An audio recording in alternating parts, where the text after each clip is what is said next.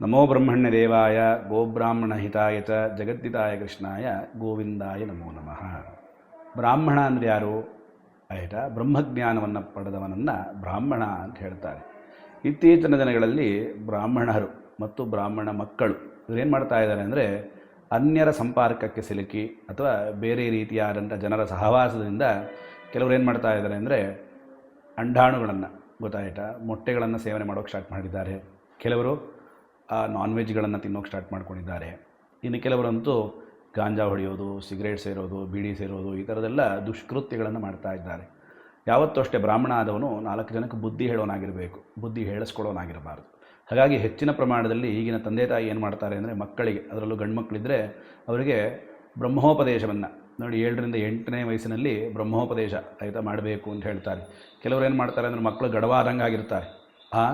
25-27 ವರ್ಷ ಆಗಿರುತ್ತೆ, ನಾಳೆ ಮದುವೆ ಅಂದಾಗ ಇವತ್ತು ಉಪನಯನವನ್ನು ಮಾಡ್ತಿರ್ತಾರೆ. ನಿಮ್ಮಿಂದ ಸಮಾಜಕ್ಕೆ ನಷ್ಟ ಉಂಟಾಗ್ತಾ ಇದೆ. ಹಾಗಾಗಿ ಯಾವತ್ತೂ ಅಷ್ಟೇ ಬ್ರಾಹ್ಮಣನಾದವನು ತ್ರಿಕಾಲ ಸಂಧ್ಯಾವಂದನೆ ಮಾಡಬೇಕು ಅಂತ ಹೇಳುತ್ತೆ ಶಾಸ್ತ್ರ. ನಮ್ಮ ಕೈಯಲ್ಲಿ ತ್ರಿಕಾಲ ಮಾಡೋಕ್ಕಂತೂ ಆಗ್ತಾ ಇಲ್ಲ. ಅಟ್ಲೀಸ್ಟ್ 2 ಕಾಲಗಳಾದರೂ, ಅಟ್ಲೀಸ್ಟ್ 1 ಕಾಲವಾದರೂ ಸಂಧ್ಯಾವಂದನೆ ಮಾಡಬೇಕು. ಅಗ್ನಿ ಕಾರ್ಯ ಅಂತೂ ನೀರಲ್ಲಿ ಬಿಟ್ಬಿಟ್ಟಿದ್ದಾರೆ ತುಂಬ ಜನ. ಹಾಗಾಗಿ ಸಾಧ್ಯವಾದಷ್ಟು ಅಗ್ನಿ ಕಾರ್ಯವನ್ನು ಮಾಡೋದರಿಂದ ಆಯಿತಾ, ನಿತ್ಯ ತ್ರಿಕಾಲ ಸಂಧ್ಯಾವಂದನೆ ಮಾಡೋದರಿಂದ ಬ್ರಹ್ಮ ತೇಜಸ್ಸು ಅನ್ನೋದು ನಿಮಗೆ ಪ್ರಾಪ್ತಿಯಾಗುತ್ತೆ. ನೋಡಿ, ಹಿಂದಿನ ಕಾಲದಲ್ಲೆಲ್ಲ ನೀವು ತುಂಬ ಜನ ನೋಡಿರ್ತೀರ, ನಮ್ಮ ತಂದೆ ಇಂಥ ಡೇಟಲ್ಲಿ ಇಂಥ ಟೈಮಲ್ಲಿ ಸಾಯ್ತೀನಿ ಅಂತ ಬರೆದಿಟ್ಟಿದ್ರು ಸ್ವಾಮಿ, ಅದೇ ದಿನ ಸತ್ತರು.